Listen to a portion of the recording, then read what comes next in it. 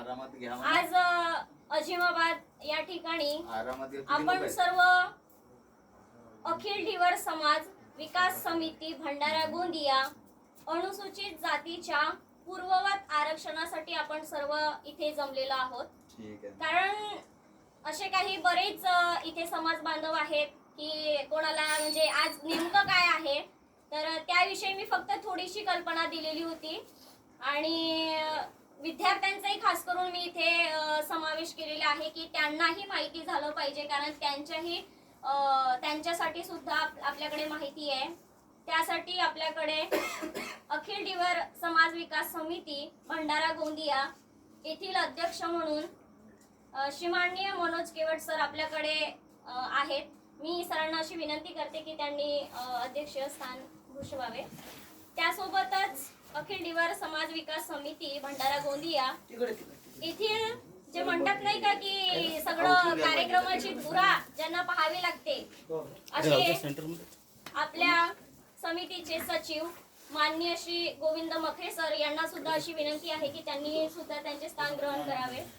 त्यासोबतच आपल्या समितीमध्ये सतत आमच्यासोबत धावपळ करणाऱ्या मखरे सरांकडल्या मॅडम सौ निशाताई मखरे मॅडम यांना अशी विनंती करते की त्यांनी सुद्धा त्यांचे स्थान ग्रहण करावे.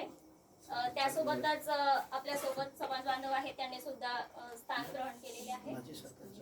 त्यासोबतच माजी सरपंच माननीय श्री महेशजी मेश्राम यांना अशी विनंती आहे की त्यांनी सुद्धा त्यांचं स्थान ग्रहण करावं अशी मी त्यांना विनंती करते. महेश भाऊ या पटने. त्यासोबतच कार्तिक स्वामी मेश्राम यांनी सुद्धा आपले स्थान ग्रहण केलेले आहे. यासोबतच आपल्या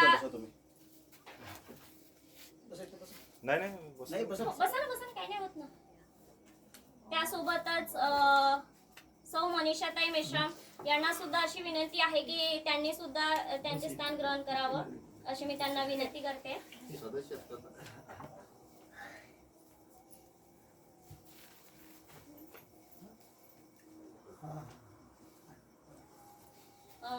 सर्व आलेल्या पाहुण्यांचे मनपूर्वक स्वागत आणि उपस्थित कारण त्यांच्याशिवाय हा कार्यक्रम अर्धवट राहतोय म्हणून सर्वांसाठी म्हणजे आपण स्वतःसाठी जोरदार टाळ्या वाजवूया म्हणजे टाळ्या वाजवून आपलं स्वागत करूया. तर म्हणतात नाही का की आपल्याकडे आपण पाहुणे बोलवतो तर एक फूल नाही फुलाची पाकळी देऊन आपण त्यांचं स्वागत करावं लागते. अतिथी देवो भव म्हणतात त्यालाच. तर मी अखिल ढिवर समाज विकास समिती भंडारा गोंदिया अध्यक्ष माननीय श्री मनोज केवट सर यांचं स्वागत करण्यासाठी मी सत्यवान शेंडे यांना अशी विनंती करते की त्यांनी अध्यक्षांचं पुष्पगुच्छ देऊन स्वागत करावं.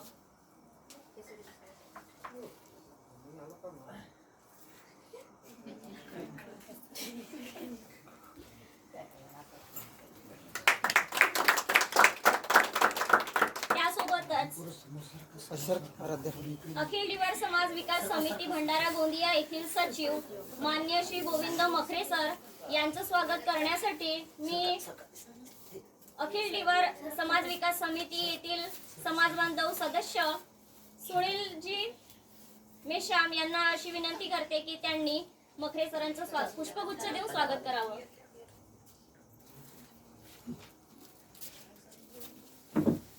त्यासोबतच आपल्याला नेहमी तत्परतेने सहकार्य करणाऱ्या सौ निशाताई मखरे मॅडम यांचं स्वागत करण्यासाठी मी छाया मेश्राम यांना अशी विनंती करते की त्यांनी मॅडमचं पुष्पगुच्छ देऊन स्वागत करावं. त्यासोबतच माजी सरपंच माननीय श्री महेशजी मेश्राम यांचं स्वागत करण्यासाठी मी प्रणय याला आमंत्रित करते की त्यांनी महेशजी मेश्राम यांचं पुष्पगुच्छ देऊन स्वागत करावं.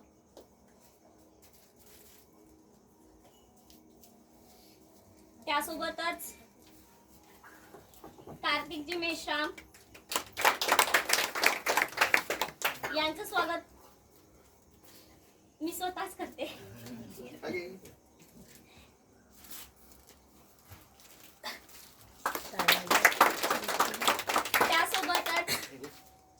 मनीषाताई मेश्राम यांचं स्वागत करण्यासाठी मी सुनंदा शेंडे यांना अशी विनंती करते की त्यांनी पुष्पगुच्छ देऊन मनीषा मेश्राम यांचं स्वागत करावं.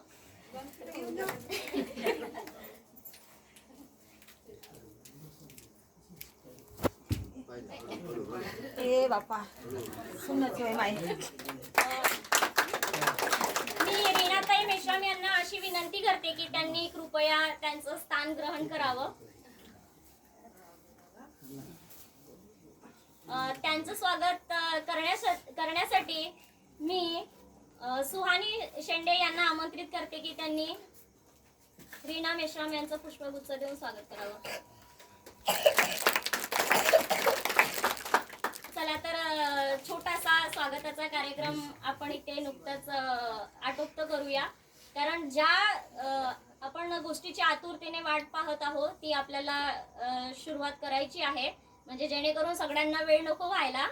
तर मी जास्त वेळ न घेता मी माझ्या बोलण्याला इथे थोडंसं स्वल्प विराम देते आणि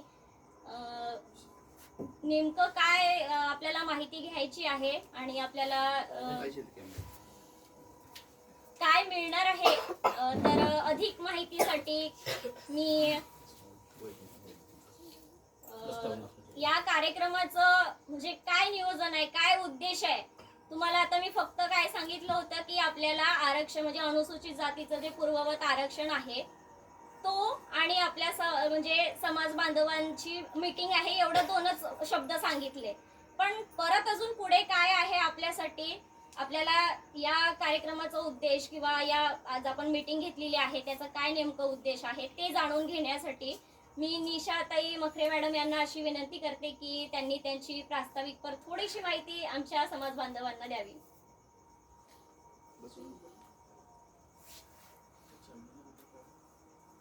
नमस्कार, माझं नाव सौ निशा गोविंद मखरे. तर आपली जी अखिल धीवर समाज विकास समिती आहे तिची स्थापना 22 जून 2021 साली झाली आणि 2022 मध्ये तिचं रजिस्ट्रेशनही झालेलं आहे. तर ही समितीची स्थापना यासाठी झाली आहे की 1936 पासून 1950 पर्यंत आपला धीवर समाज आहे तो अनुसूचित जातीमध्ये SCच्या कॅटेगरीमध्ये होता आणि ते आरक्षण आपल्याला पुन्हा पूर्ववत वापस पाहिजे आहे. त्यासाठी आपल्याला समिती 4 वर्षापासून प्रयत्न करत आहे. जसं महाराष्ट्र राज्य गव्हर्नमेंटला प्रस्ताव पाठवलेला आहे आणि त्यानंतर दिल्लीला पाठवलेला आहे आणि अनुसूचित जाती आयोग आहे त्यांनाही पाठवलेला आहे आणि त्यांच्याकडून उत्तरही मिळालेलं आहे. आणि बार्टी जी संस्था आहे पुण्याला ती अनुसूचित जातीवर संशोधन करते आणि त्यांचा अभ्यास करते. त्यांना प्रस्ताव पाठवला आणि त्यांनी आपली टीम पाठवलेली होती. तुमच्या यांच्या गावात आली आहे का? हो. तर त्यांनी 800 लोकांचा सर्वे केला. त्यामध्ये तुमच्या आपली काय जातीच्या लोकांची काय अवस्था आहे, कोणते व्यवसाय करतात किंवा कोणी नोकरीवाले का, किती लोकांचा मच्छीमार व्यवसाय किंवा सगळी माहिती घेऊन गेले ते. आणि त्यांनी पॉझिटिव्ह रिस्पॉन्स दिलाय की खरंच तुमच्या समाजामध्ये तुमची परिस्थिती काही लोकांची चांगली आहे, काही बिकट आहे, तर तुम्हाला आरक्षण म्हणजे समोर जाऊन मिळू शकते. तर महाराष्ट्र राज्याला त्यांनी आपला पॉझिटिव्ह रिस्पॉन्स प्रस्ताव दिलेला आहे आणि ते समोर आपली प्रोसेस चालू आहे. 90% कंप्लीट झाली आहे आणि समोर जाऊन ते आपल्याला दिल्लीपर्यंत जाऊ शकते आणि तो संसदेतही जाऊन जेव्हा सगळं हे होईल तेव्हा आपल्याला आरक्षण मिळू शकते समोर जाऊन. त्या गोष्टीला आता 5 वर्षही लागू शकतात, 10 वर्षही लागू शकतात. तर ही सगळी प्रोसेस झालेली आहे. फक्त आपल्याला आता तुमचा पाठिंबा पाहिजे आहे. आर्थिक म्हणा किंवा आपल्याला एखादा मोर्चा काढायचा असला तर लोकांची गरज पडेल ना, आर्थिक आणि मनुष्यबळ लागेल. तर त्यासाठी तुमचा पाठिंबा पाहिजे. त्यासाठी आम्ही इथपर्यंत तुमच्यापर्यंत आलेलो आहोत. तर तुमच्यामध्ये कोणी शिकत असतील, शिकलेले लोक असतील तर ते त्या आपल्या आजूबाजूला आपल्या समाजाची लोक असतात त्यांना सांगायचं असं काम चालू आहे आपल्या समितीचं आणि आपल्यासोबत लोक जुळवून घ्यायचे. समजलं का? पुढली सविस्तर माहिती आपल्याला आपल्या अध्यक्ष मनोज केवळ सांग. आपल्याला आता प्रास्ताविकेतून म्हणजे थोडं तरी कळलेलंच असेल की नेमकं काय आहे. म्हणजे जे आपल्याला पूर्ववत आरक्षणासाठी जो लढा आपला सुरू आहे तो काही पर्सेंट म्हणजे थोडासा बाकी आहे आणि त्याला पूर्ण करायसाठी आपल्याला थोडंसं म्हणजे पुढे यायची वेळ येत आहे. तर ते विद्यार्थ्यांसोबतच त्यांच्या आईवडिलांचाही तेवढाच सहभाग असायला पाहिजे. म्हणजे असं म्हणायला काही हरकत नाही. तर नुसतं त्यांचे आई वडीलच येऊन काही फायदा नाही किंवा त्यांचे मुलंच येऊन काही फायदा नाही. तर आपल्याला सगळ्यांना मिळून म्हणजे ॲज अ आपण एक समाज बांधव आहोत आणि समाज बांधवांचा माझा काय रोल आहे म्हणून आपल्या सर्वांना तिथे एकत्र येऊन एकजूट होऊन म्हणजे एक चांगला शब्द आहे एकजूट होऊन आपल्याला हा पुढे लढा समोर न्यायचा आहे आणि त्यासाठीच आपली तयारी सुरू आहे. तर थोडंसं एक राहिलंय आपल्याकडे की आपल्यासोबत आपले समाज बांधव अजय मेश्राम सर आहेत. तर यांचे स्वागत करण्यासाठी मी मूलचंद मेश्राम यांना आमंत्रित करते की त्यांनी अजय मेश्राम सरांचं स्वागत करावं.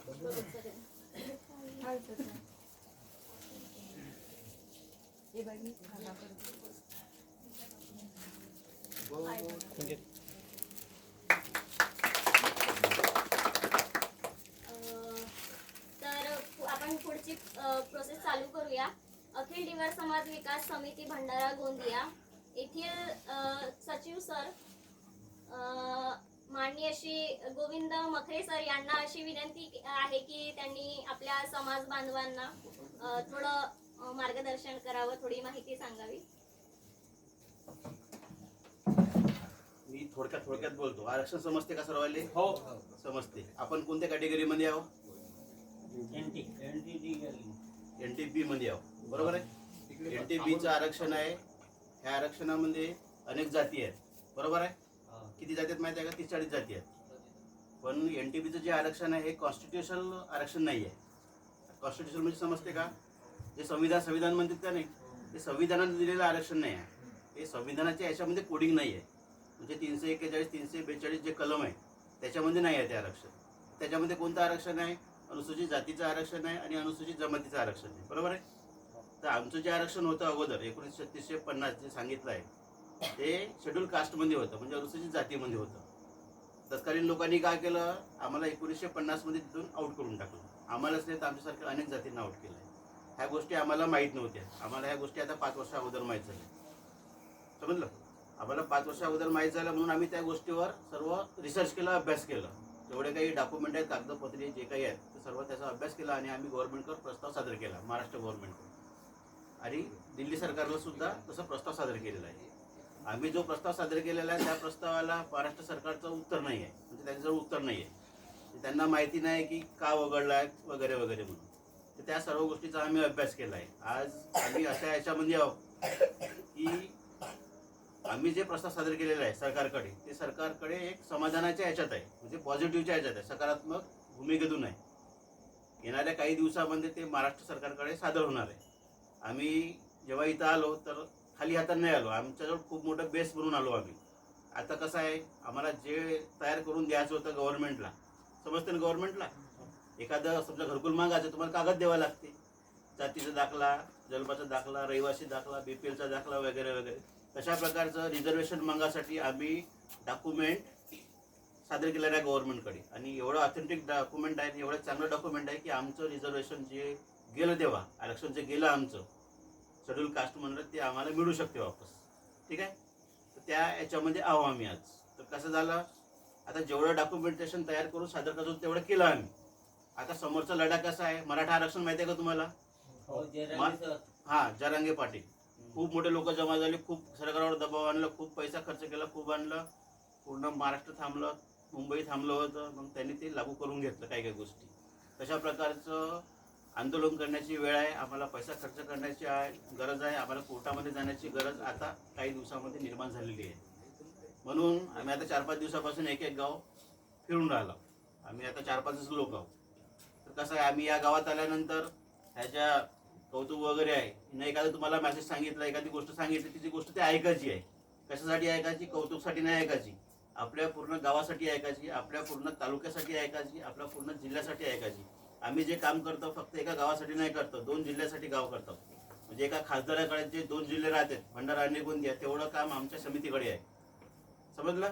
ते राजकीय पक्षाचे लोक राहतात, त्यांच्याकडे मॅनपॉवर राहते, पण आमची समिती फक्त डझनभर लोकांची आहे. त्या डझनभर लोकांमध्ये फक्त आम्ही 4-5 जण असे आहोत जे धावपळ करतो, त्याच्यामुळे त्याच्यासाठी पैसा खर्च करतो, वेळ खर्च करतो, पोराबाराला घरी ठेवतो, नवरा बायको फिरतो गावागावात बायसारखं. समजलं मी का म्हणलं ते? तुमच्या भाषेतच सांगतो मी, बाकीचं नाही सांगत. हां, जे डॉक्युमेंटेशन सबमिट झालेलं आहे ते खूप चांगलं डॉक्युमेंटेशन आहे. आणि कसं आहे, येणाऱ्या काही दिवसामध्ये आपल्याला त्याची आउटपुट भेटल. ठीक आहे. आता तुमच्या गावामध्ये पण लोक आले होते, ते असे 400-800 लोकांचं सर्वे करून गेलेले आहे टीम. कुठं? महाराष्ट्र गव्हर्नमेंटची टीम येऊन गेली आहे या गावामध्ये. असं इतिहासामध्ये कधीच झालेलं नाही आहे. आले होते का कोणी तुम्हाला विचारायला? देवर समाज म्हणून तुमचे नाव विचारला का कोणी? तुमचे देवधर्म विचारला का कोणी? पूजापाठ विचारला का? व्यवसाय विचारला का? शिक्षण विचारलं का कोणी? कोणीच नाही विचारलं. हा 70-75 वर्षामध्ये पहिल्यांदा असं झालेलं आहे. इतर समाजाचं पण झालं नाही अशा प्रकार. सर्व ते आपण करून घेतला मागे लागू लागू. एक खूप सकारात्मक अहवाल जो आहे तो सबमिशन होणार आहे गव्हर्नमेंटला येणाऱ्या काही दिवसातच, किंवा या महिन्यात किंवा पुढच्या महिन्यात. आता आम्हाला तुमच्या सर्वांची गरज पडणार आहे. कशासाठी? आता अधिवेशन चालू आहे, आता उद्या परवा अधिवेशन संपलं, कितीतरी मोर्चे निघतात माहिती आहे सर्वाले. प्रत्येक दिवशी डझनभर मोर्चे राहते. कशासाठी? आमची मागणी पूर्ण करा. कोणी म्हणते आमचा पगार वाढवा, आमचे लोक आमचे पगार वाढवा, कोणी म्हणते आमचा हा द्या, कोणी म्हणते आम्हाला आरक्षण द्या, कोणी म्हणते काही ना, कोणी म्हणते काही. तशा प्रकारचं आंदोलन आम्हाला पुढच्या वर्षी नागपूर अधिवेशनावर न्यावं लागेल. मग कोण येईल? आम्ही 2-4 जण जाणार आहोत का झेंडा पकडून? शक्य आहे का? किंवा आमच्या 500-500 रुपये दिल्यानं तो होणार आहे का? त्याच्यासाठी काय लागल? तुमच्या सर्वांची मदत लागेल. तुमच्या सर्वांची मदत म्हणजे फक्त या गावाचीच नाही, या जिल्ह्याची मदत लागेल. या जिल्ह्याची मदत लागेल तर त्या सर्व गावापर्यंत जावं लागेल. बरोबर आहे. आम्ही 2-4 जण इथं आता आलो, उद्या येऊन का आम्ही येते? पुढच्या महिन्यात येऊन का येते? नाही. कौतुकनं सांगितलं किंवा कार्तिक भाऊनं सांगितलं की असं असं समितीचं निरोप आहे, ते तुम्हाला करायचं आहे, तुला ते करायचं आहे कौतुक.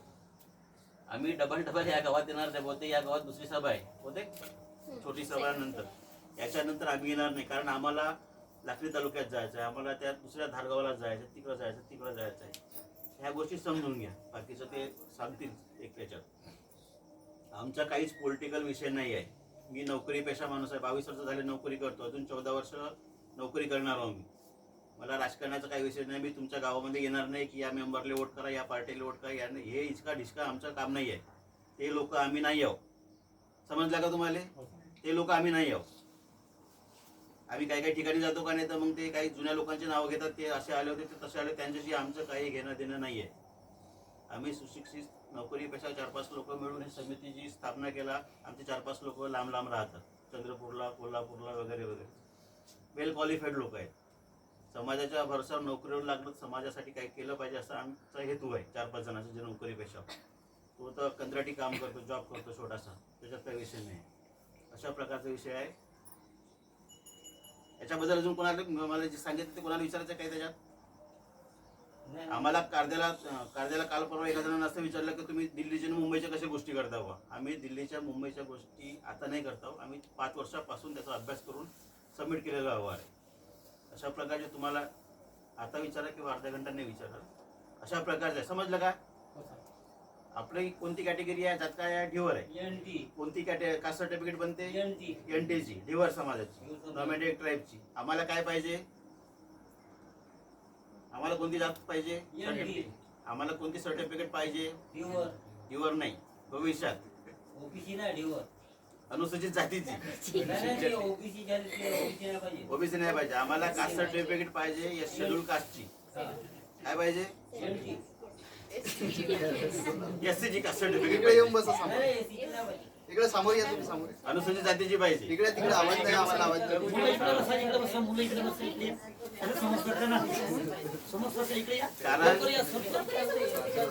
कारण आमची कॅटेगरी हे अनुसूचित जातीची होती. आमची जे कॅटेगरी आहे ओरिजिनल ते शेड्यूल कास्टची होती.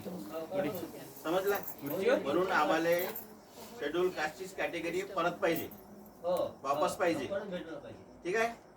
आमची शेड्यूल कास्टची कास्ट सर्टिफिकेट नाही बनली तर आमचा पोरगा 50,000मध्ये MBBS नाही होऊ शकत. त्याला 2 करोड रुपये लागल. शिकला तर सांगतो, तुमच्या गावात तर शिकलेले लोक नाही आहेत जास्ती. जो शेड्यूल कास्टचा पोरगा सिलेक्ट होते कॅटेगरीतून, त्याचा खर्च जो आहे एका वर्षाचा फक्त 25 ते 50,000 रुपये राहते.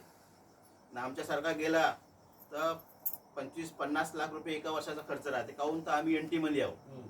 आम्ही बेवकूफ लोक आहोत. NT मध्ये आहोत. 50 लाख खर्च करायला कोणाची ताकद आहे का लाख खर्च करायची? मग आम्ही शेड्यूल कास्ट मध्ये राहिलो असतो तर आमचा पोरगा लागला असतो तर त्याचा खर्च वर्षाचा 25 ते 50,000 रुपये राहिला असता एका वर्षाचा. उलट गव्हर्नमेंटला स्कॉलरशिप दिली असते ते वेगळी. समजला का मी काय म्हणतो ते? म्हणून आम्हाला कॅटेगरी कोणती पाहिजे? शेड्यूल कास्टची पाहिजे. आमची कास्ट सर्टिफिकेट शेड्यूल कास्टची बनली पाहिजे. त्यासाठी आम्ही 4 वर्षापासून कामं करून दिला. आमची कास्ट शेड्यूल कास्टची राहिली असती, शेड्यूल कास्टची सर्टिफिकेट राहिली असती तर या भंडाऱ्यामध्ये आमचा आमदार राहिला असता. कोणाचा आमदार राहिला असता? ढिवर समाजाचा आमदार राहिला असता. या भंडाऱ्यामध्ये ढिवर समाज जास्त आहे का ते समाज जास्त आहे? मग अरे बाबा मला सांगा. समजून घ्या, मी माझं म्हणण्याचं तात्पर्य समजून घ्या. हा, आमच्या जय भीम भावाले पहिलं घरकुल भेटून जाते. किती काही वर्ष अगोदर भेटला. आम्हाला आताही नाही भेटत आहे घरकुल. भेटत नाही ना. मग आमचं ते कायम राहिलं असतं तर भेटलं असतं ना. आमच्या गावचे पोरं शिकले असते ना, चांगल्या हुद्द्यावर असते ना, नोकरीवर असते ना. पण नाही आहे, कारण आम्ही भटके आहोत. आम्ही NT आहोत, आहे का नाही? हा प्रॉब्लेम जुन्या लोकांना करून ठेवला. ते सर्व आमच्या समजलं आम्हाला.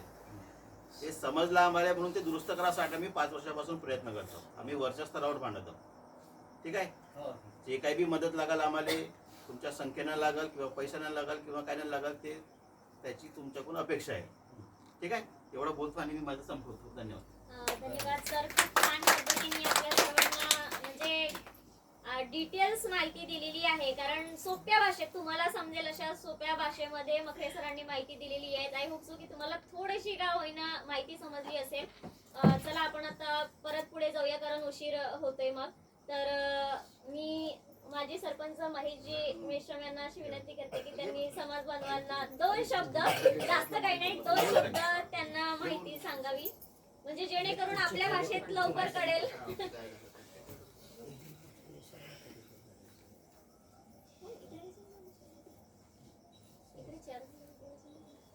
बसा घ्या, बोलत बसा. ह्या 2 गावचं म्हणून बोलायचं थोडं. म्हणजे आमची भाषा थोडीशी वेगळी राहते, तुमची लोकल भाषा वेगळी राहते. म्हणून तर बोललो. कॅमेऱ्याकडे पुढचं लक्ष देतो. कोमलताई मेश्राम यांना अशी विनंती आहे की त्यांनी पुढे चेअरवर येऊन बसावं. त्यांनी त्यांची जागा स्थानापन्न करावी. बसा. कोण आहे? बसा इकडे. तर महेशजी मेश्राम सर यांचं असं म्हणणं आहे की सौ कोमलताई मेश्राम त्यांना आपण इथे पुढे बोलवलंच आहे, तर त्यांनी आपल्या समाज बांधवांना 2 शब्द मार्गदर्शन करावं. 2 शब्द हे दुसरी मीटिंग तुम्हीच लावली होती. मग आता तुम्हाला सगळंच माहित आहे. बोला. आपल्या भाषेत होईल. सर्वांना नमस्कार. सर्वजण ओळखतात तर ओळख नाही सांगत. याची पहिली मीटिंग नाही का आमच्या घरी लावली होती. भाऊ होते, आपले मानकर साहेब वगैरे आले होते. त्यावेळेस आरक्षणाबद्दल त्यांनी ज्या गोष्टी होत्या त्या सगळ्या क्लिअर करून सांगितल्या होत्या. आणि ह्या ज्या कामाची सुरुवात आहे हे आतापासून नाही, खूप त्यांनी अभ्यास केला या गोष्टीबद्दल. आणि ज्या गोष्टीच्या आता त्यांनी इथे आपल्याला मार्गदर्शन केलं आहे किंवा सांगितलं आहे, तर जेव्हा ते लोक काही त्यांच्या स्वतःसाठी नाही करत आहेत, ते लोक आपल्यासाठी, तर फक्त आपल्या गावासाठी नाही तर आपले जे कोणी आहेत, जिथं आपल्या समाज आहे, जिथं आपले लोक आहेत ज्यांना याच्याबद्दलची माहिती नाही आहे. आता जुने लोक नाही, पण आता इथे हे जे शिकले आहेत, ज्यांना समजते, आणि तुमच्यासाठी म्हणजे जे तुमचे मुलं आहेत त्यांच्यासाठी ह्या गोष्टी खूप गरजेच्या आहेत. आपल्याला जेव्हाही यांना मदत करावी लागेल तेव्हा आपल्याला करायला जायला पाहिजे, समोर निघायचं आहे. हे जेव्हा बोलवतील, जशी आज ज्यांनी मीटिंग ठेवली, मी मेसेजही टाकलो, आपल्या एक ग्रुपवरही टाकली आहे, म्हणजे एक आमच्या बायांच्या ग्रुपवर मी तिथेही मेसेज टाकली आहे. आज इथं सगळ्यात जास्तीत जास्त इथे यायला पाहिजे होता, म्हणजे प्रत्येक घरापर्यंत यांना काय सांगायचं हे माहिती गेली असती. आणि याच गोष्टीचं नुकसान माहिती आहे का, आपण आपल्या हाताने करतो. जिथून आपल्यासाठी माहिती भेटत राहते तिथं आपण जात नाही, मग आपण याला त्याला सांगतो की यांना आम्हाला सांगितलं नाही, यांना आम्हाला बोलवलं नाही, हे आपण करत राहतो. म्हणून आता याच्यानंतर समजा अशा मीटिंग आता यांनी तर म्हटलं का नाही घेऊन, पण भाऊ येत राहतील एखादी वेळेस. जेव्हाही येतील तेव्हा उपस्थित राहून आपल्याला ऐकून घेतला पाहिजे, कारण ते लोक करत आपल्यासाठी तर आपल्याला ऐकलं पाहिजे ह्या गोष्टी, आणि त्या पद्धतीने आपल्याला करायला पाहिजे. शेवटी ते करत असतील तरी मदत तरी त्यांना आपल्याला करायला पाहिजे. तर आता एवढंच सांगू शकते याच्यानंतर. कसं आहे, आपल्या जिल्ह्यामध्ये 550-600 गावं आहेत. आपल्या भंडारा जिल्ह्यात, हो गोंदिया जिल्हा, एवढे गावं कधी फिरायचं? मग त्याच्यामुळे म्हटलं हो तर त्यामुळे ही आमच्या घरातली हां. तिसरी आहे. हां. सर्व गावात गेल्यावर कसं आहे, सांभाळून टाकायचं आपण. हां. आता तुम्ही स्थानिक लोक आहे, इथं जशी कौतुक आहे तुम्ही आहे, मला सगळं माहित आहे. हो. आता तुम्ही समोर न्यायचं आहे. एक त्यातून कसं आल्यावर आहे ना, ते लोकं आपले याच्यामुळे तर मागं राहतात. नाही, बसू दे, बसू. बसा बसा बसा, आहे जागा आहे. घ्या समोर. सर्वात महत्त्वाचं म्हणजे आज खऱ्या अर्थानं आपल्यासाठी महाप्रसाद म्हणायला काय हरकत नाही. इथं सर्व समाज बांधवांना एक विनंती आहे की ती अखिल ढिवर समाज विकास समिती या नावामध्ये अर्थ बघा. संपूर्ण या भंडारा जिल्ह्यातील आणि गोंदिया जिल्ह्यातील ढिवर समाजाचा म्हणजे आपला हा विकास करण्याची ही एक समिती. आतापर्यंत समित्या तयार झाल्या, परंतु त्या राजकीय दृष्टिकोनातून झाल्या. आणि ही जी समिती तयार झालेली आहे, ढिवर समाजातील विकास कशा प्रकारे व्हायला पाहिजे, का झाला नाही, याच्यासाठी त्यांनी जवळजवळ 4 ते 5 वर्षाचा अभ्यास केला. आणि आधी आपण जे पहिलं होतो शेड्यूल कास्ट मध्ये म्हणजे एसी मध्ये होतो, परंतु काय झालं, आपलं दुर्लक्ष, आपलं कोणीतरी वालीदार नव्हते, जर होते परंतु नेमकं काय आपल्याला नुकसान होणार याच्याकडे लक्ष दिलं नाही.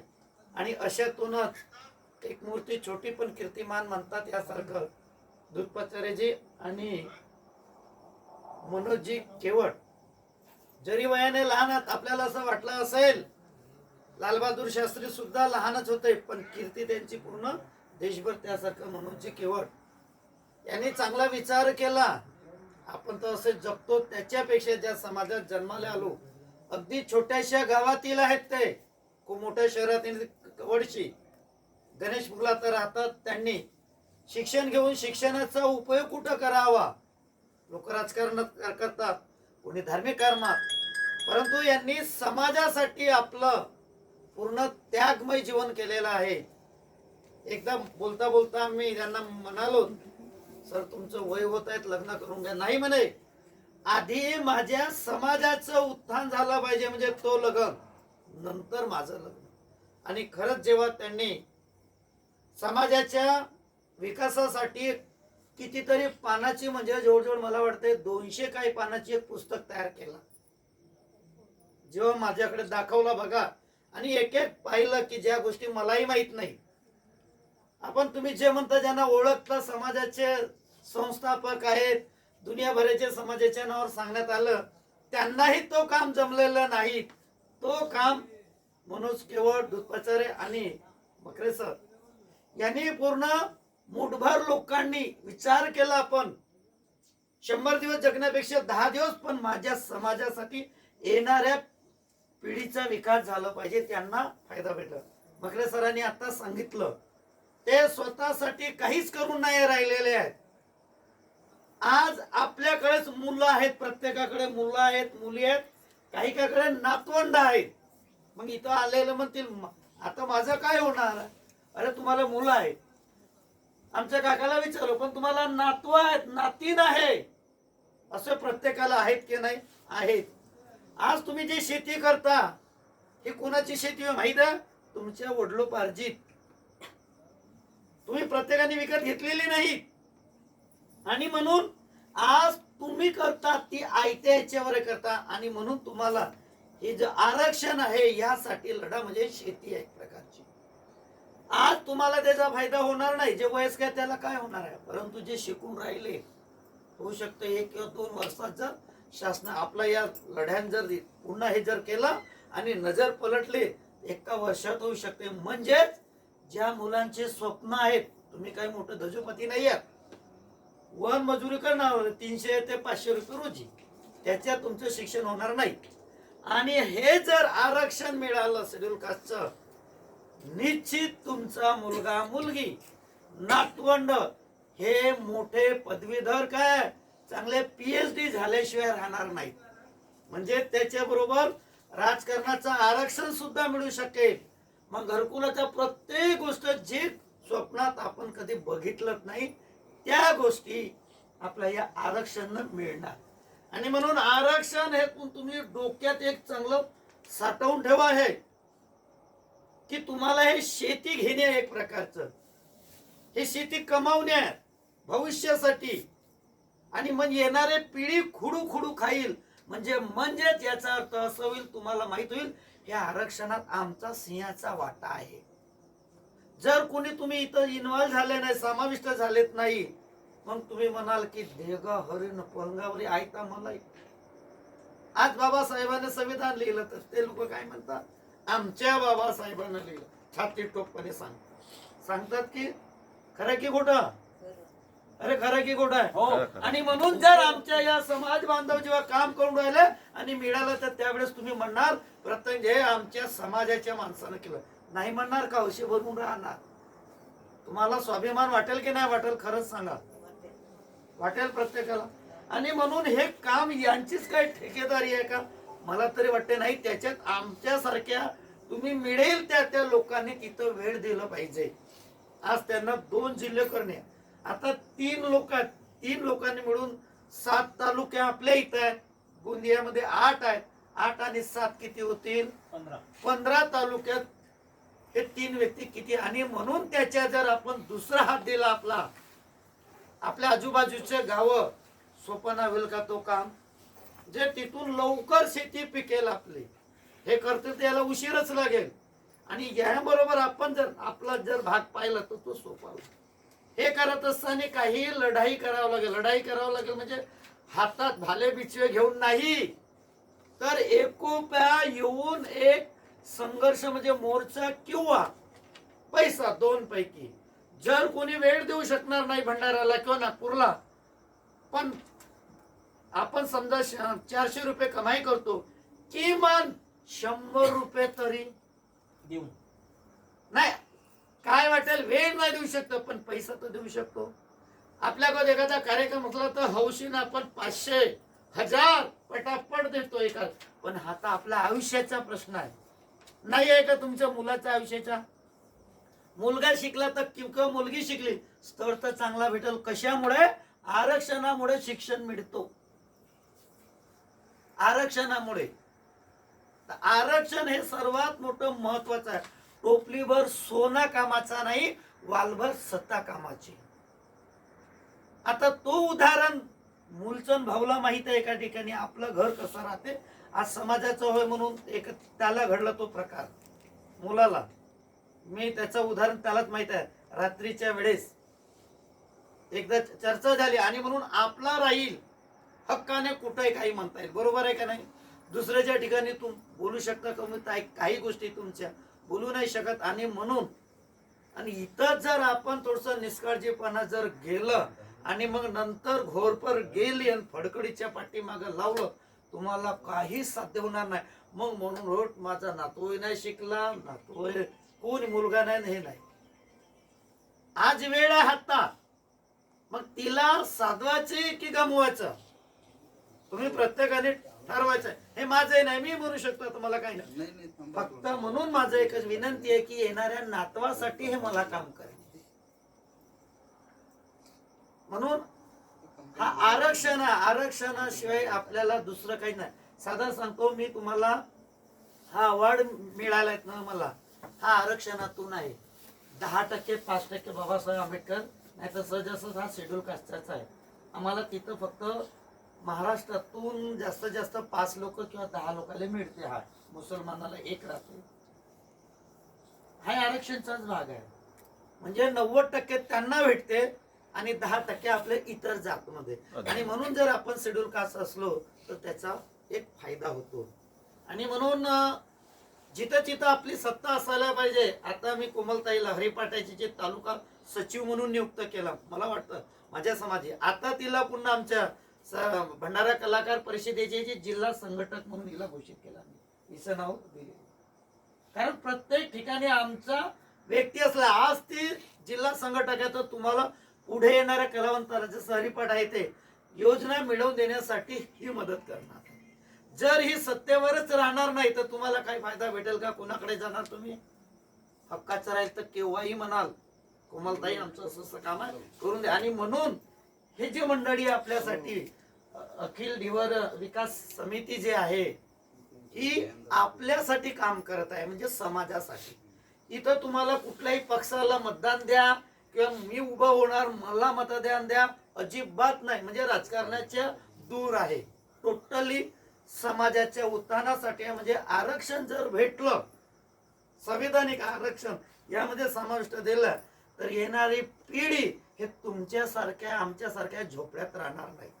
किमान चांगलं शिकल, उच्च शिक्षण म्हणजे PhD 17वीच्या नंतर, 17वी पर्यंत PG म्हणतात, पोस्ट ग्रॅज्युएशन. पण त्याच्याही नंतर आपल्या गावात कोणीही PhD झालेला नाही, फक्त PG पर्यंत झालंय. एक मनोज आपला हे मचिंद्र उके, कौतुक, कोयल, काजल आणि आणखी कोण शिकलं नंतर हे PG पर्यंत? बघा बोटावर मोजणे इतके. मग समाज कोमल PG झाला का तुझा पूर्ण? PG पोस्ट ग्रॅज्युएशन हा ह्या आहेत, पण तिथून शिकल्या नागपूरवरून. मग बाकीच्या नाही आहेत त्या इथं. म्हणजे किती शिकल्या? 15वी म्हणजे ग्रॅज्युएशन होते, हे लक्षात ठेवजा. नाही तर खूप शिकले म्हणते. 15वी म्हणजे ग्रॅज्युएशन, 15वीच्या नंतर 2 वर्ष त्याला पोस्ट ग्रॅज्युएशन म्हणतात आणि त्याच्यानंतर PhD असते. कोणी झालेत का? कारण आरक्षण नाही. आणि आरक्षण असं शिकवायला गेलं तर पैसे लागतात. आणि म्हणून हे तुमच्यासाठी त्या पोरांना चांगलं शिक्षण भेटलं पाहिजे. आता तुम्हाला ठरवायचं इथं आपण हे करत असताना याला तुम्ही वेळ तर देऊ शकत नाही, पण आपण पैसा देऊ शकतो ना. समजा प्रत्येक घरून किमान 100 कोणी 200 देऊ शकते, कोणी 300 देऊ शकते, कोणी 500 देऊ शकते. त्या ठिकाणी ती येऊ नाही शकणार. नागपूरला मोर्चा असेल, समजा कागदपत्र लागेल, त्याला तुम्ही आपण जाऊ शकतो का? तुम्ही एका दिवसाची वन तुम्ही इथं करणार आणि पैसे देऊन दिले तर मोकळं. मग आता वेळ कोण देऊ शकते? माझ्यासारखा मोकट माणूस. हो मी पूर्ण दिवसभर 10 दिवस 1 महिना घेऊन घे मला, पण मी पैसे देऊ नाही. बरोबर आहे का नाही? मी जाऊ शकतो, मी नागपूरला नाही, मला कुठेही न्या, कारण मी मोकट. पण आपण गावातील काही शेतकरी आहेत, मजूरदार वगैरे, त्याची मजूर जाईल. म्हणून त्याने एकतर ठरवायचं आता आपण की पैसे द्यायचं की वेळ द्यायचं. जर ज्याला ज्याला वेळ द्यायची असेल त्यांनी 1 महिना किमान वेळ द्यावा लागेल, कारण इतके तालुके फिरायचे. आणि पैसा द्यायचे असेल तर दर दिवसाचे किमान 100 रुपये समजून, आपण 50 समजून 1 महिन्याचं किती होईल तितका पैसा देऊन देणे. मोकळं रे बाबा, आपल्या घरी सकाळ संध्याकाळ वनभूत करणे. हे 2 पर्याय माझ्या मते. एक, कारण शेड्यूल कास्ट म्हणजे असेच लोक करतात जेव्हा त्याची संघटना चालते, कोणी वेळ देते तर कोणी पैसा देते. दर दिवस समजा 500 रुपये कमवत असेल तर 50 रुपये एका दिवसाला, 1 महिन्याचं किती होते तेवढं देऊन दिला. एवढं साहेब तुम्ही फिरत बसा, आम्ही फक्त पैसा देऊ शकतो. आणि मी माझ्यासारखा माणूस वेळ देऊ शकते, 1 महिना मला घेऊन जा कुठे फिरवा. हा असं तुम्हाला आता करायचं आहे. जे नाही आले त्याला सांगायचं. आणि आज आपण 2 पैकी 1 पर्याय जर नाही केला ते काय करतील विचारे? हे काय करतील सांगा? ते नोकरी करून आज गाडीने फिरून राहिले. तुम्हाला 1 रुपया मागितला नाही, मला मागितला नाही, कोणाला मागितला का 1 रुपया? यांनी सततच्या आता 2-3 वर्ष झाले फिरून राहिले. यायच्या पहिले तर कौल आहेत घरावर, कौल फक्त. आमच्या घरी 3 तर याच्याकडे कौल आहे. रिअली फॅक्ट मध्ये तुम्हाला सांगतो, तुम्हाला सांगलं का गंमत रिअली आहे ते. कौलाच्या घरात राहून ते काम करू शकतात. आज आपल्याकडे चांगले घर आहे, शेती पण आहे. 1 एकर 2 एकर 3 एकर अशी किमान अर्धा एकरच्या वर नंतर शेती आहे. खरं का खोटं भाऊ? अरे खरं की खोटं? मग आपण तेवढे नाही देऊ शकणार का? मग काय करायचं, कोणाकडे द्यायचं, कसं करायचं, निर्णय तुम्ही घ्यायचा आहे आता आपल्याला लवकर. आणि मोठी लढाई आहे, जिंकलंच पाहिजे, आपण जिंकलंच पाहिजे. सांगा, तुम्ही सुचवा आता काय करायचं, कसं करायचं. प्रत्येक घरून किती किती काढायचे तुम्हीच ठरवा. ज्याच्याकडून चांगलं सक्षम आहे ते हजारही देऊ शकता. पण गरीबात गरीब आपण एखादा साधा मंडई असते त्यावेळेस किंवा गोपालकार असते तिथं देऊ शकतो ना आपण. मग समाजाचा हा गोपालकार आहे तिथं आपण 500 1000 नाही देऊ शकत का? नाही. तुमचं मत काय आता सांगा आणि करायचं. कोणाकडे करायचं, काय करायचं ते ठरवा. कोणी 1 रुपया खाणार नाही तुमचं, एवढे सांगतो मी. व्यक्तिगत हे तीनही मंडळे कारण कर्मचारी आहेत, यांना पगार भेटते. हे अल्पस याच्यावर आहेत, यांना निर्वेशनी आहेत, सगळं कमाई करते आहेत. यांनाही घरी इथं काही खाण्यापिण्याची गरज नाही. हे वेळ फुल देतात. आपल्याला जो पैसा द्यायचा वर म्हणजे आपल्याला वकील करायचा मोठा, केस लढवायची, असं नाही केलं तर तसं. गरज पडली तर लोकसंख्येने दाखवायचे 500 का हजारोच्या संख्येत 20-25 हजार 50 हजार लोकसंख्या दाखवायची. पण तेवढी तुम्ही येऊ नाही शकला. मग पैदल जाऊ का, गाड्यान जाऊ का, मग कुठून हे करू, असं पण टाळतो. म्हणून काय एक विनंती आहे, पुन्हा परत सांगतो, पैसा देऊन द्या मोकळेवान. ज्याला वेळ द्यायची त्याने सांगा, भाऊ रे माझी वेळ आहे तुमच्याकडे, चला.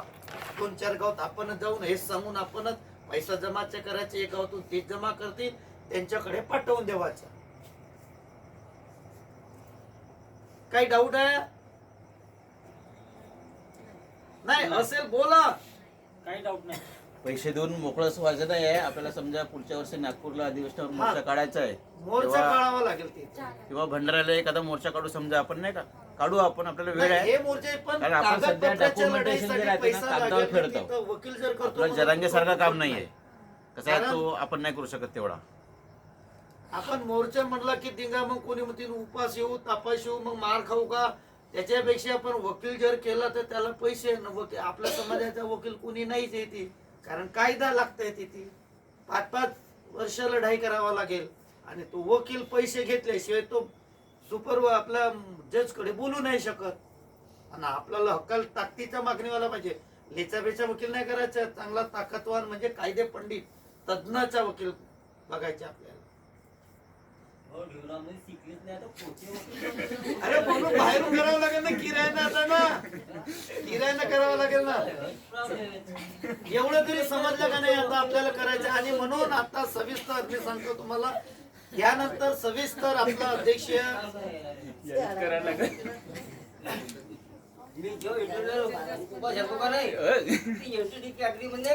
अरे भाऊ तूच पुढाकार करजो, तू पुढाकार करजो, तुझ्या हाताने पुढाकार करायचे आहे. जेव्हा नाही का आमची जेव्हा लागली पोलीस मध्ये भरती आम्ही बसला, हे कोणते लोक आहेत, आम्ही इंटरव्ह्यू मध्ये येते, मग द्या इंटरव्ह्यू द्या कट. हा म्हणूनच म्हटलं आता चूक झाली, चूक करायची नाही भाऊ. आता बस, आता तू पैसे जमा करजो, पुढाकार तुलाच घ्यायचा आहे. हा बिलकुल, आम्ही तुझ्याकडे देऊ. धन्यवाद निशांत सरांनी आता खूप बसून छान जा भाऊ. पद्धतीने आपल्या सर्वांना माहिती सांगितलेली आहे.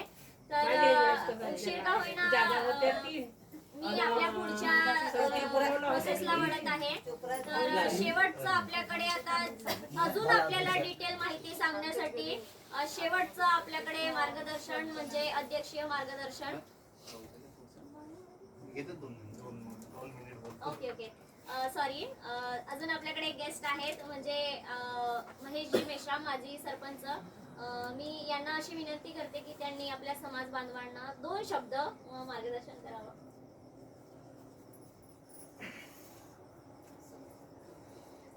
आज आपण जो कार्यक्रम ठेवला आहे अखिल देवर समाज विकास समिती भंडारा गोंदिया या समितीमार्फत, तर आपल्या या समितीचे अध्यक्ष आहेत मनोजजी केवट, गणेशपूरला राहतात हे, आणि गोविंद मकरे सर यांच्यासोबत माझी पहिल्यांदाच भेट आहे. तिथेच राहतो जिल्हा परिषद. पण मी आमच्याच घरी घेतले होते, मी घरी नव्हतो. आणि मॅडम हा, तर यांचा हा जो काम आहे हा खूप दिवसापासून सुरू आहे. आरक्षणाचा लढा जो आहे खूप दिवसापासून करत आहेत. आणि यांच्याकडे जे पुरावे वगैरे काही गोष्टी जे आपण म्हणजे याच्या आधी SC मध्ये होतो या गोष्टींचे पुरावे पण आहेत यांच्याकडे. आणि हे खूप प्रामाणिकपणे काम करत आहेत. आपण यांना या कामासाठी म्हणजे मदत करायला हवी. आणि हा लढा आपण त्यांच्यासोबत लढायला हवा. कारण जसं आता SCची जशी SC लोकांसाठी जसे डॉक्टर बाबासाहेब आंबेडकर लढले, तसे आपल्या जातीमध्ये असं कोणीच नाही आहे की आपल्या ढिवर समाजासाठी आरक्षणाबद्दल लढतील असा कोणताच व्यक्ती नाही. जसे SC समाजामध्ये प्रत्येक घरी प्रत्येक कुटुंबामध्ये नोकरीवाले लोक मिळतात, पण आपल्या समाजामध्ये नोकरीवाले लोक म्हणजे दूर दूरपर्यंत मिळत नाही. गावामध्ये एखाद दोन असे नोकरीवाले मिळून जातात. आपल्या गावामध्ये सुद्धा बघा, आपल्या 1 ते 2 लोक नोकरीवाले आहेत आपल्या समाजामध्ये. पण हीच संख्या जर आपल्याला आरक्षण भेटेल तर हीच संख्या आपण वाढवू शकतो. आणि जसं सरांनी बोललंय की आज आपला आमदार झाला असता जर आपल्याला SCचा आरक्षण राहिला असता, ते त्यांच्या बरोबर आहे. जर आपण SC मध्ये राहिलो असतो तर आपला समाज या क्षेत्रामध्ये एवढा आहे की आपण आपल्या समाजाच्या भरोश्यावर किंवा इतर लोक पण आपल्याला सपोर्ट करू शकत होते आणि करू शकले असते. त्याच्यामध्ये आपण एक आमदार सुद्धा आपल्या क्षेत्रात नाही तर आजूबाजूच्या क्षेत्रामध्ये सुद्धा आपण आमदार निवडून आणू शकत होतो, अशी आपली एक क्षमता आहे. आणि आपला समाज कसा हा एक दारूच्या व्यसनी वगैरे आता ते कमी झालं, सेवेमध्ये वगैरे आपण आपला समाज भरपूर गेला आहे. त्या कारणाने आपला दारूचा जो व्यसन आहे तो कमी झाला आहे. पण हा दारूचा व्यसन कमी होऊन चालणार आहे. आपला समाज थोडा शिकला पाहिजे, आपल्याला सोयी सवलती भेटल्या पाहिजेत. त्यासाठी आपण हा जो आरक्षणाचा मुद्दा आहे हा चांगल्या पद्धतीच्या आरक्षणाचा मुद्दा आहे. आणि आपले हे मनोज केवट सर हे म्हणजे खूप प्रामाणिक आहेत आणि प्रामाणिकपणे काम करत आहेत. मकरे सर सुद्धा आता त्यांच्या बोलण्यावर नोकरीवाले तर आहेतच, त्यांना पैशाची काही कमतरता नाही. पण तरी पण आपण आपल्याला जसं जमते तसं आपण यांना मदत करायला हवी असं माझं मत आहे. आणि एवढे मी माझे 2 शब्द सांगतो. धन्यवाद निशांत सर, यांनी पण खूप छान पद्धतीने आपल्या सर्वांना माहिती सांगितलेली आहे. आता आपण आपल्या शेवटच्या टप्प्याकडे वळूया. तर शेवटचा टप्पा म्हणजे आभार प्रदर्शन. अध्यक्षीय भाषण. अखिल दिवर समाज विकास समिती भंडारा गोंदिया येथील अध्यक्ष मान्य श्री मनोज केवट सर यांना मी आमंत्रित करते की त्यांनी त्यांचं समाज बांधवांना अध्यक्षीय भाषण करावं. त्याआधी मी अध्यक्षीय व्यक्तीसाठी 2 ओळी म्हणू इच्छिते. कुणाचं तरी येणं म्हणजे नुसतं येणं नसतं, कुणाच्या तरी काळजावर कोरलेलं सुंदर लेणं असतं. कुणाच्या तरी काळजावर कोरलेलं सुंदर लेणं असतं. लोकसेवेचं आणि समाजसेवेचं देणं असतं. लोकसेवेचं आणि समाजसेवेचं देणं असतं. म्हणून आपल्या सर्वांना मी सर्वांनाशी विनंती करते की त्यांनी समाज बांधवांना अध्यक्षीय मार्गदर्शन करावे. बोर झाले का तुम्ही? समजलं ना आपण कशासाठी मीटिंग घेतली आज? तिकडे मागचे लोक बोला थोडेसे, कारण तुम्हालाच बोलायचे. आता सगळे बळबळ केलं, आम्ही सगळे बोललो. आता नेमकं तुम्हाला काय करायचं आहे, कशासाठी आम्ही इथं आलो ना, तुम्हाला बोलवलं, सगळा वेळ घेतला. तर मला वाटतं तुमच्यातनं सुरुवात झाली तर बरोबर एक चर्चात्मक आपण करूया आणि मग नंतर मी थोडंसं बोलेल काय ज्या महत्त्वाच्या गोष्टी आहेत. कुणाला असं वाटते की आपलं आरक्षण आपल्याला भेटलं पाहिजे, म्हणजे हात वर केलं तर बरं राहील. वाटते ना? मग काय करायला लागेल? लढाई करावं लागेल. लढाईमुळे कोण तलवार घेऊन मारायला जबायचं आहे? काय करायला लागेल? काय करायला लागेल म्हणजे एक एक बोला, महिलांनी बोला, लहान पोरं आहे त्यांनी पण बोललं पाहिजे, पुरुष मंडळी सगळी आहे, अनुभवी आहेत, ज्येष्ठ आहेत, तुम्ही पण काहीतरी बोलले पाहिजे. साहेब त्याच्यापर्यंत प्रोसिजर द्या तुम्ही कलेक्टरला, समजते ना? बोला ना, बोला. त्याला लेटर द्या कलेक्टरला, आपल्या असं करायचे. येता उद्या सोबत येतो ना तू, आपण मुलं हसल नाही का? मला सांगते ऐका ऐका, काय नाव म्हटलं तुमचं? मेश्राम. तुमच्या ढिवऱ्यामध्ये मेश्रामाचा गट्टा एवढा आहे का तुम्ही फक्त मेसरामच उतरले तरी मोठा मोर्चा होता. आजी नथिंग आहे पुढे. हा, पण आता या मेसरामाला जमा कसा करायचा याचा कोण ठरवलं? त्यांचा तो प्रॉब्लेम आहे. तर करल कोण? मेसरामाला जमा कोण करल? हो ओके. हा? आता पाहा तुम्ही केवढ आहे. मी पण करू शकत नाही. मी सोबत घुमलो एसपी सोबत. आता एक लक्षात घ्या, आपण ज्या गोष्टीवर चर्चा करतो, आरक्षण हा काही कलेक्टरच्या लेवलचा विषय नाही नाही आणि तहसीलदाराच्या तर लेवलचा नाहीच आहे. नाही. मग सचिवाच्या लेवलचा आहे का? मंत्रालयाच्या किंवा एखाद्या मंत्र्याच्या लेवलचा आहे का? नाही. हा जो मुद्दा आहे हा संविधानाच्या आर्टिकल 341 आणि डिव्हर्स समाज हा एवढा संबंध आहे. तुम्हाला सांगतो याच्यात कुठलाही नेता असो मोठा आपल्या कोणत्याही कामाचा नाही. तुम्ही समाजाला काय म्हणायचं आहे, सरळ ज्या कलमान्वये ज्या आर्टिकलनुसार तुम्हाला जो अधिकार आहे तो अधिकार तुमचा तुम्हाला मिळवून घ्यायचा आहे. आपण म्हणतो की नव्यानं आम्हाला आरक्षण द्या असं म्हणतो का आपण नव्यानं आरक्षण मागतोय का? पुराणाची वाला आपण. आता तुम्हाला माहित पाहिजे ना पुराणा आहे म्हणजे किती पुराणा आहे. पण माहित होता का आता याच्या आधी की तुम्ही एससीत होते? नाही ना. का माहित होतं तुम्हाला? तुम्हाला एवढं माहित होतं की बा एनटी करते. कायचा एनटी होय? हो तेच. एनटीत कधी आले तुम्ही? 1974 ला एनटीत आले. देश स्वतंत्र केव्हा झाला? कधी झाला आपला देश स्वतंत्र? आता तुम्ही म्हणाल माझा जन्मच नव्हता. 1947 ला जर आपला देश स्वतंत्र झाला आणि 1974 ला म्हणजे 25 वर्षाच्या नंतर किती वर्ष होते? 50 आणि 74 किती वर्ष होते?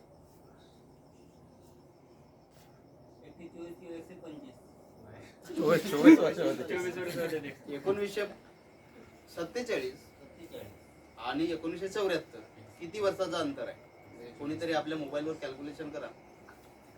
1974 मधून 1947 मायनस करा. केलं का कोणी कॅल्क्युलेशन? 27 वर्ष धीवर समाज आरक्षणाच्या बाहेर होता. कल्पना आहे तुम्हाला? आरक्षण नावाची गोष्टच नव्हती 27 वर्ष. म्हणजे देश जेव्हा स्वतंत्र झाला तेव्हापासून. आणि 74 ला आरक्षण दिला. कशाचं आरक्षण? एनटी जे संविधानात नमूदच नाहीये. नोमॅटिक ट्राईब एनटीबी नावाचा जो आरक्षण आहे ना तो संविधानात आहेच नाही. माहिती आहे का तुम्हाला? म्हणजे बोला लागेल ना. तुम्हाला माहित असेल तर माहित पाहिजे ना. विषय असा आहे की आपण लोक ज्या गांभीर्यानं विचार करून सगळ्या गोष्टी करायला पाहिजे त्या गांभीर्यानं विचार करत नाही. आपण जगत राहतो. आपला पोरगा आपण मासऱ्या पकडलं, आपला बापही पकडत होता, आपले पोरही मच्छ्या पकडतील आणि त्याचेही पोरं पकडतील ना त्याचेही पोरं. आणि हे नाही जमलं तर मग काय, तर कोणाच्या घरी मजुरीनं जायचं, बेलदारीनं जायचं. मग आपले पोरही बेत तिथेच जातील आणि त्याचे पोरं तिथेच जातील. आम्हाला वाटलं की बाबा चालतंय समाज चालून राहिला, करून राहिला, स्वतःची प्रगती करते, ज्याला जसं जगता येते त्याला तसं जगते. काय होणार आहे याच्यानं? समाजात बदल होईल का? परिवर्तन होईल? बरं मग जसे जन्माला आले माणसं तसेच मेले पाहिजेत का आपल्या समाजाचे? का काहीतरी झालं पाहिजे? म्हणजे एसीत बसण्याचा अधिकार, पंख्यातनं चांगल्या कॅबिन मध्ये बसण्याचा अधिकार मंत्र्यालाच आहे का? मला सांगा बरं, किती लोकांना घरकुल भेटले? कोणाला भेटलं घरकुल? आता भेटला घरकुल. बरं जो तुमच्या घरकुल बनायच्या आधी जो घर होता तुमचा तो कोण बांधला होता? आम्ही म्हणजे कोण बांधलं होतं? तुम्ही बांधलं होत्या? तुमच्या वडिलांना बांधला? आजोबांना बांधला? कोण बांधला? जुना घर. अच्छा.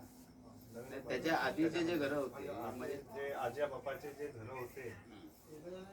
बरं अशी किती लोक आहेत की ज्याने स्वतःचा घर स्वतः बांधला? कुठल्याही स्कीमचा किंवा कुठल्याही योजनेचा लाभ न घेता स्वतःची घर स्वतः बांधले अशी किती लोक आहेत? आणि घरं बांधलेच म्हणजे घरासारखं राहिला पाहिजे, तिथे झोपडी बांधून नाही. झोपडी बांधून तरी घरासारखंच राहील. गौतम बुद्ध असे म्हणाले की गौतम बुद्धाचा एक फार चांगला हे आहे की बुद्ध असे म्हणत होते की गरिबी बुद्धाला पसंत नव्हती.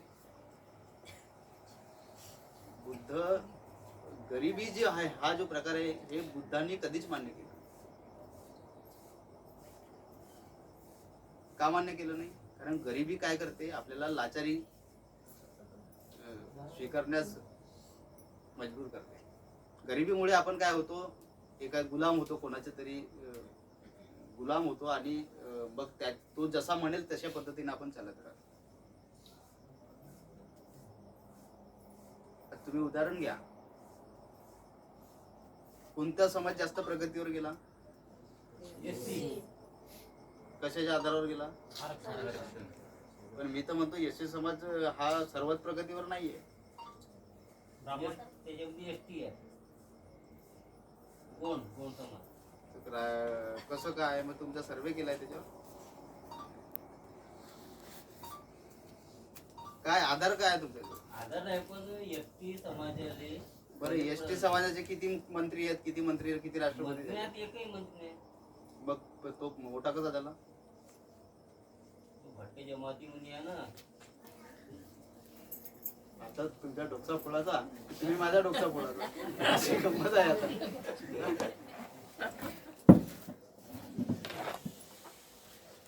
म्हणजे आपली जर अशा पद्धतीची आपल्या लोकांना यायले, आता रस्त्यावर आणा तुम्ही सगळेजण, की आपण कसे हे केलं पाहिजे. आपली मजा जी उडते ना ती अशीच उडते की आपल्याला जे बाकीचे लोक आपल्याकडे पाहण्याचा जो दृष्टिकोन, आपण आपल्या घरी डोकसे फोडू एकामेकाचे, इथं काय करायचं ते करू, पण बाहेर जेव्हा आपण निघू त्यावेळेस आपल्या मनात एकच अजेंडा पाहिजे की आम्हाला आरक्षण आम्हाला भेटलं पाहिजे. इथं आपण किती एकामेकाची मजा उडवलो तर चालतं, इथंच महाराजा भाऊ एकामेका. पण बाहेर गेलं तर बिलकुल महेश भाऊने मी शिवे द्यायचं नाही, महेश भाऊने मला शिवे द्यायचं नाही.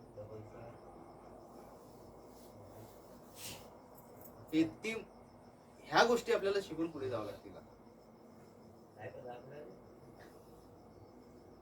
काय होत आहे की आता 75 वर्ष पूर्ण झाले म्हणजे त्या आरक्षणाचे आपण बाहेर पडलो. तुम्हाला माहित नसेल, 75 वर्षाचा काळ काही कमी नाही होत. 5 वर्षामध्ये एक मंत्री जर झाला तर काही परिस्थिती त्याच्या घरची ना त्याच्या परिसरातली बदलून जाते आणि त्याच्या समाजाचीही बदलून जाते. 75 वर्षे आपण वंचित राहिलो, साधी गोष्ट नाही. किती वर्ष झाले आपण जे बाहेर होतो, किती वर्ष निघाले? 24, 25, 27 वर्ष. 27 वर्ष आपल्याला आरक्षणच नव्हतं. मग ज्या समाजाला जो पहिलेच एवढा गरीब आणि दारिद्र्यात असलेला समाज, आता तो समाज म्हणजे कामं कोणते करत त्याच्या म्हणजे तुम्ही सत्तेत होते का? तुम्ही सावकारकी केली का? बरं मला सांगा, तुम्ही कोणते काम करत होते त्या काळात? मासेच मारत होते? फक्त मासेमारीच करत होते का? काय करत म्हणजे कोणत्या प्रकारचे काम करत होते? सावकारकी करत होते का? काय व्याजा बिजाला पैसे देत होते? मग का करत होते तुम्ही? बरं शेती करत होती, 50-50 एकर जागा होती तुमच्याकडे. बरं असा एखादा ढिवर सांगा ज्याच्याकडे 30 तरी एकर जागा असेल, 50 एकर अशी एखादा 100 एकर जागा आहे असा एखादा असं ना भंडारा गोंदियात तुम्ही शोधू शकता असं का? ते कसं म्हणू शकतो आपण बिना म्हणजे कुठल्याही पद्धतीचा विचार न करता किंवा कोणत्याही गावात जाऊन भेट न देता आपण म्हणतो की बाबा ढिवराई जवळ 100 एकर जागा नाहीये. हे म्हणण्यासाठी काय लागेल ना आपल्या जवळ? जसं आम्ही म्हणतो की आम्ही एससीत होतो, आता हे असंच बोलून राहिलो का वाऱ्यावर? सरकारी आम्हाला प्रश्न विचारते ना की बाबा कायले पाहिजे तुम्हाला एससीचं आरक्षण? एससीचं आरक्षण मागणं एवढं सोपं आहे का? सोपी आहे का एससीचं आरक्षण मागणं? त्याच्यासाठी आपल्याला त्या लेवलचा विचार करावा लागेल की आपण जर एखादी गोष्ट करतो तर ती गोष्ट कशी पूर्णत्वास न्यायची आहे. म्हणजे आज फार चांगले 2-4 मुद्दे या ठिकाणी आले. म्हणजे पहिली मला वाटतं ही दुसरी मीटिंग आहे करजखेडे आपल्या तुमच्या अजिमाबादची. आता ही 4थी मीटिंग आहे तुमच्या गावातली. म्हणजे कंटिन्यू 10 तारखेपासून मीटिंग कोरंबी झालं, कोरंबीला मीटिंग झाली, कोरंबीच्या नंतर कारद्याला झाली, काल करजखेड्याला झाली आणि आज तुमच्या गावात उद्या पुन्हा टाकडीला मीटिंग आहे. मग परवा तिकडे ते गावा पुन्हा एक म्हणजे तुमच्याकडे आला म्हणजे मी उद्या जाऊन घरी झोपलो असं नाही, मी कंटिन्यू फिरत आहो. आता तुम्ही काय करा मग उद्या हे आजची मीटिंग संपली तर उद्या काय कराल?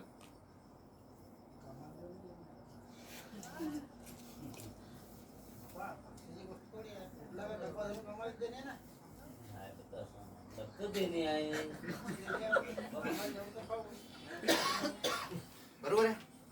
काय करा उद्या? आपापल्या कामाला जा.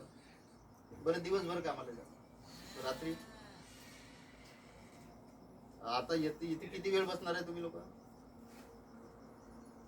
किती वेळ बसाल? अर्धा तास किंवा 15 मिनिट. 1 तास. अर्धा तास 1 तास बसा.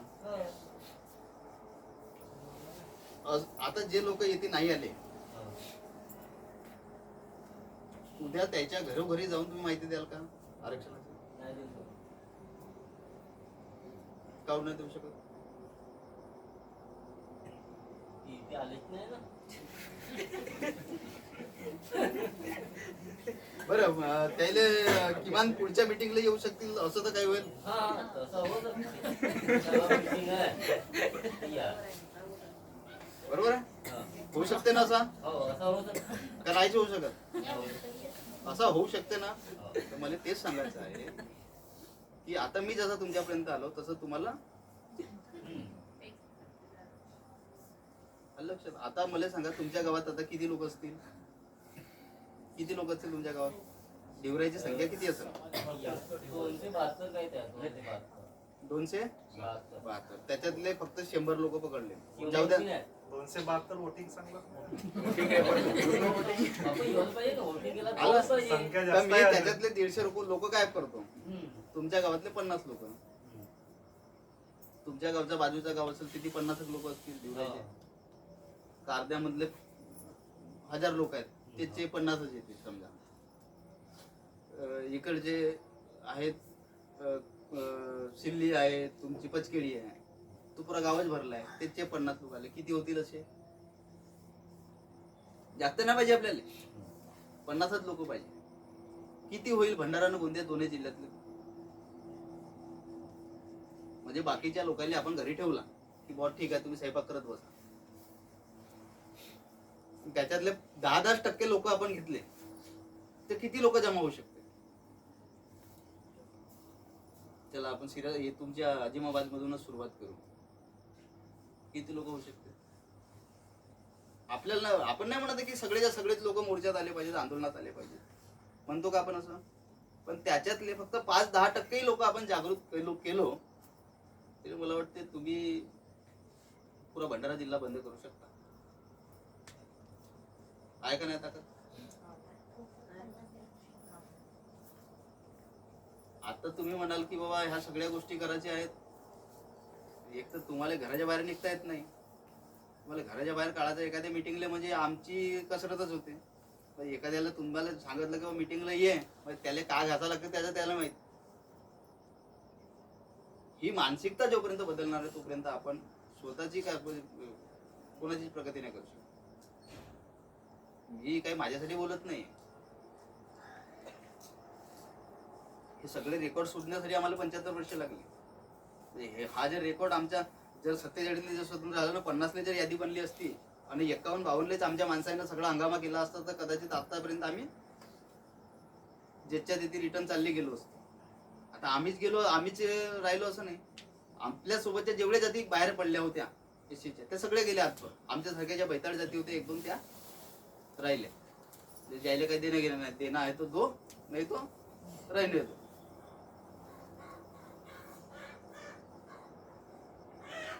आज एसटी मध्ये असणारी आपल्या देशाचे राष्ट्रपती कोण आहे आता? द्रौपदी मुर्मू. बरोबर आहे. कशाच्या आधारावर? देवराची पोरगी नाही होऊ शकत का राष्ट्रपती? कधी स्वप्न पाहणार तुम्ही? बरं तुमच्या समाजाची पोरगी राष्ट्रपती झाली तर तुमचा समाज कसा राहील?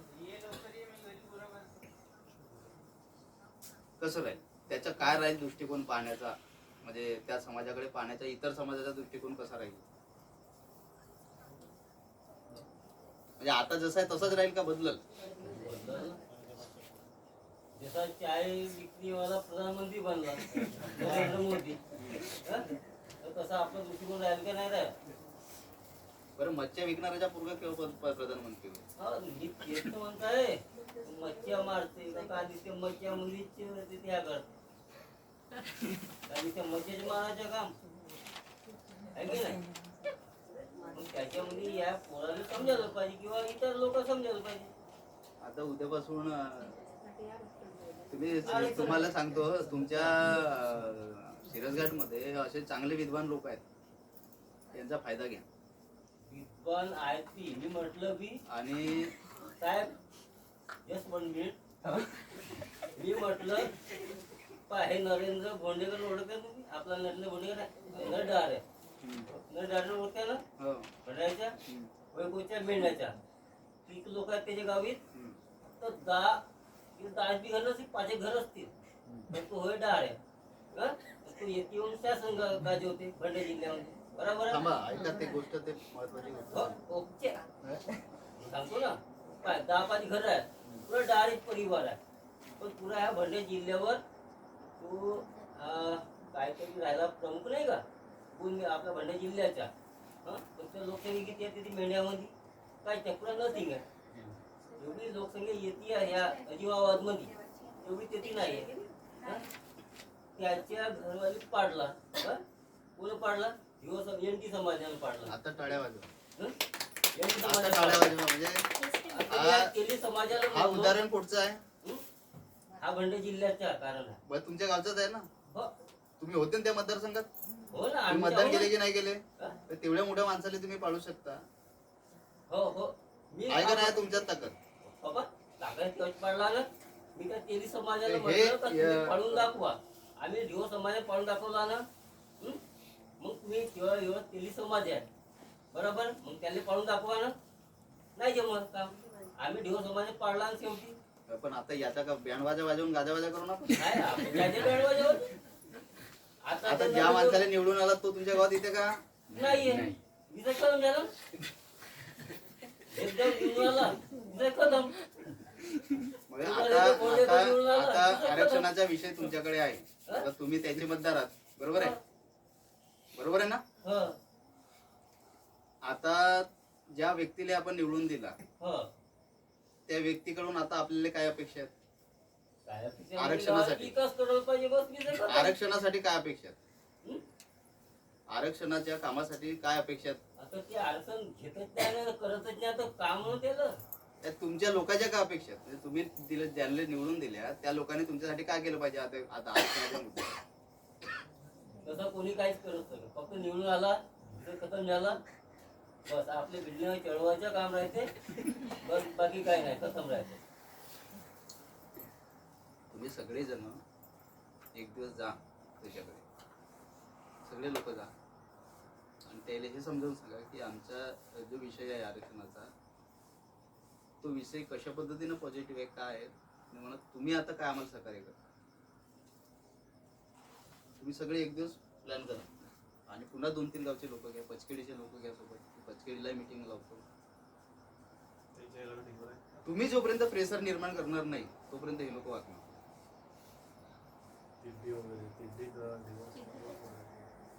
तिड्डीतले पण पकडा. समाजाचा प्रेशर जोपर्यंत निर्माण होणार नाही तोपर्यंत ज्या लोकांनी आपण प्रतिनिधित्व दिलं आपल्या ताकदीवर ते लोक जरी तुम्ही 100 जमा केले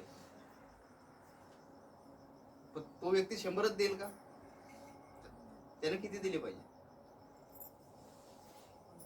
आरक्षणासाठी किती खर्च केले पाहिजे?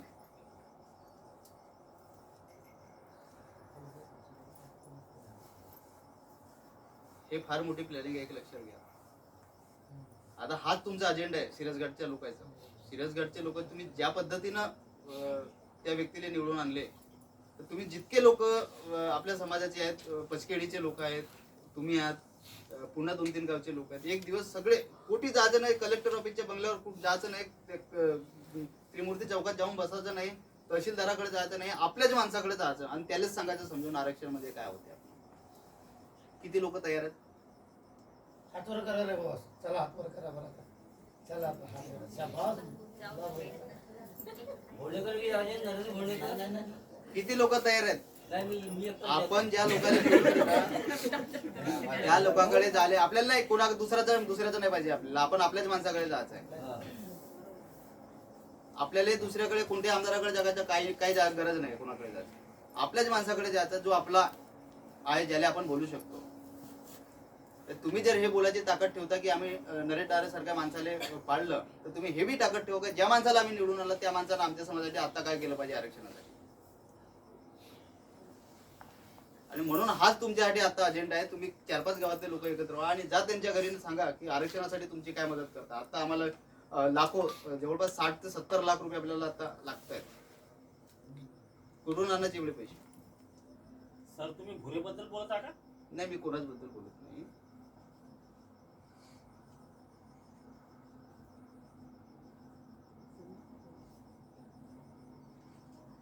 किती जरी लोक असतील, तुम्ही जरी 100-100 रुपये जमा केले तरी आपल्याला 60 ते 70 लाख रुपये जमा करायचे दोन्ही जिल्ह्यात. हे पैसे तुम्ही कधी जमा कराल? जेव्हा तुम्हाला तो विषय कळेल.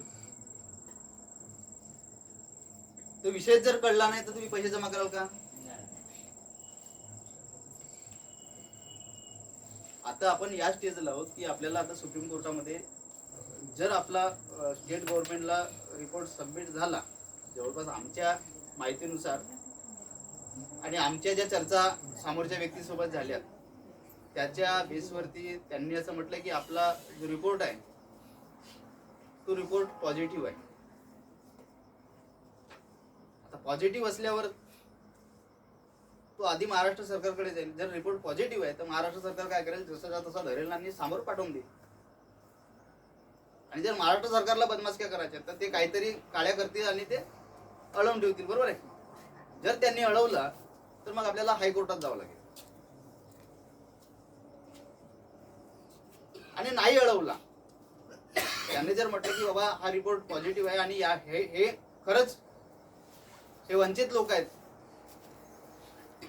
यांनी ते सगळे भोगलेले आहेत, ती परिस्थिती भोगलेली आहे, तो जगना भोगलेला आहे. आणि अशा वेळेस या लोकांना देणं भाग आहे. आणि आपण काही नव्यानं प्रोव्हिजन करायची नाही. आपल्याला जी होती ते चुकीनं, शासनाच्या चुकीनं हे लोक बाहेर पडले आणि त्याच्यामुळे हा समाज आत्ता मोठ्या प्रमाणामध्ये म्हणजे सामाजिक अपंगत्व झालेला आहे, या समाजाला आलेला आहे. आर्थिक अपंगत्व या समाजाला आलेला आहे. शैक्षणिक अपंगत्व या समाजाला आलेला आहे. आता जो 800 कुटुंबाचा सर्वे केला भंडारा गोंदियातला, जे डॉक्टर बाबासाहेब आंबेडकर संशोधन प्रशिक्षण संस्था पुण्याची जी आहे, बार्टी ज्याला म्हणतोय आपण, त्या बार्टीनं जे संशोधन केलेलं आहे त्याच्यात एकही माणूस आमदार दिसून आला नाही, एकही माणूस डिवराचा खासदार दिसून आला नाही, एकही माणूस डिवराचा मंत्री दिसून आला नाही.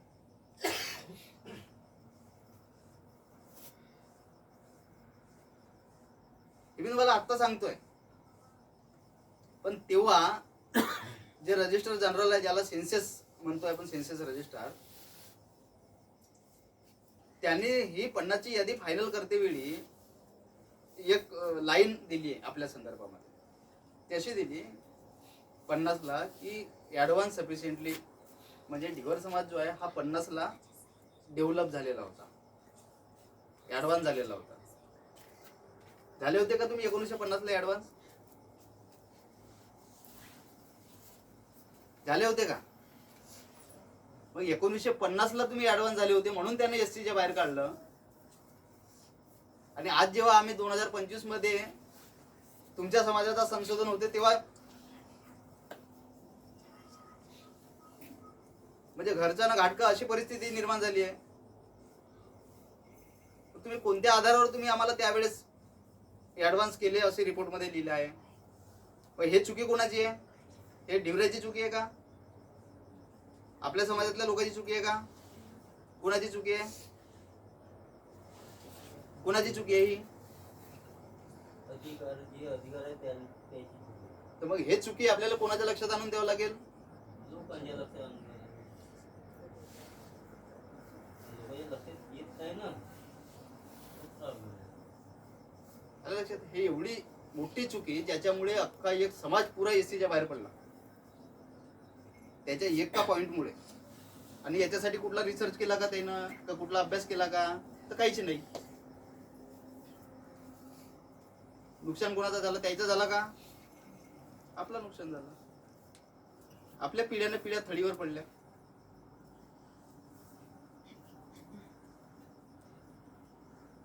म्हणून तुम्हाला जे सगळं डिस्कशन आता आपण करतोय हा आपण आपला घर म्हणून, आपला परिवार म्हणून आणि समाज म्हणून आपण या ठिकाणी एकत्र बसलो. मी काही नेता नाही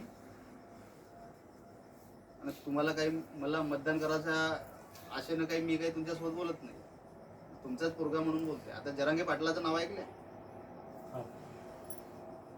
मनोज जरांगे पाटलाला जो मराठा समाजातून येतो त्याला ओबीसीचे आरक्षण भेटलं. कशाच्या आधारावर भेटला? एक हैदराबाद नावाचं गॅजेट आहे, त्या गॅजेटच्या आधारावर त्यांना मराठीचं आरक्षण भेटलं, आपलं ओबीसीचं आरक्षण मिळालं. आमच्याकडे तर ऑर्डर आहे शेड्यूल कास्टचा, ज्या ऑर्डर मधनं पहिली शेड्यूल कास्टची लिस्ट तयार झाली त्या यादीत आम्ही आहोत. याच्यापेक्षा मोठा पुरावा कुठला पाहिजे? आवश्यकताच नाही आहे. सुप्रीम कोर्टानं जरी विचारलं की बाबा सरकारला की बाबा यांना आम्ही नव्यानं इन्क्लुजन करा असं म्हणतच नाही, आम्हाला नव्यानं एससी मध्ये टाका आम्ही म्हणत नाही, पण किमान कोर्टाने विचारलं पाहिजे की बाबा तुम्ही यांना बाहेर का काढले. कोर्टाने एवढंच विचारायचं आहे की या समाजाला तुम्ही एससीच्या बाहेर का काढले. सरकार उत्तर देईल का नाही देईल, एवढा साधा प्रश्न आहे. फक्त आपल्याला कोर्टामध्ये जाऊन एक कोर्टाचा प्रश्न सरकारला कोर्टाने विचारलं पाहिजे. आपल्या कुठल्याही प्रश्नाचं उत्तर महाराष्ट्र सरकारजवळ नाहीये आणि केंद्र सरकारजवळही नाही.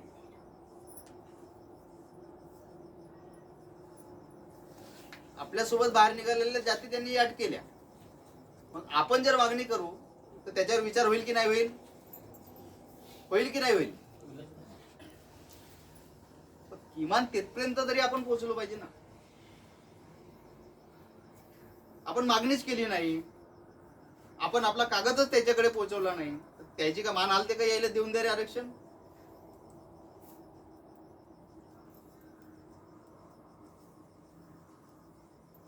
आणि म्हणून